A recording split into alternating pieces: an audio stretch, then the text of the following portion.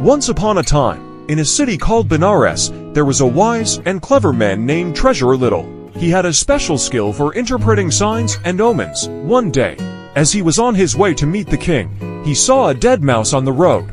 Looking up at the stars, he said, "Any decent young fellow with his wits about him could pick up that mouse and start a business, even keep a wife." Now, there was a young man who overheard these wise words. Though he came from a good family, he was going through tough times. Inspired by Treasurer Little's advice, he picked up the mouse and sold it to a tavern for a farthing. With that farthing, he bought molasses and a water pot. The clever young man then went to where flower gatherers were returning from the forest. He gave them molasses and water, and in return, they gave him flowers. He repeated this, and soon he had 8 pennies, with a keen eye for opportunity. He noticed a heap of rotten branches and leaves in the king's pleasaunce. He offered to clear it for the gardener in exchange for the wood and leaves, which he later sold to the king's potter for 16 pennies. Now, the young man had 24 pennies and a plan.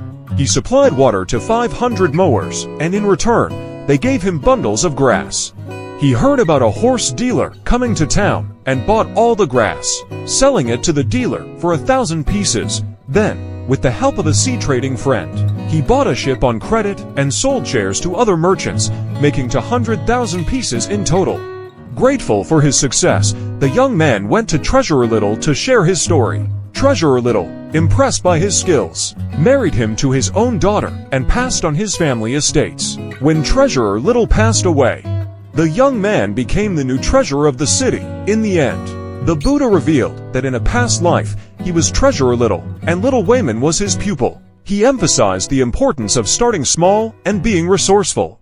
Just like the clever young man who turned a dead mouse into great wealth, the Supreme Buddha, having shared the tale of little Wayman's journey from humble beginnings to spiritual greatness, summarized the lesson in a simple and profound stanza.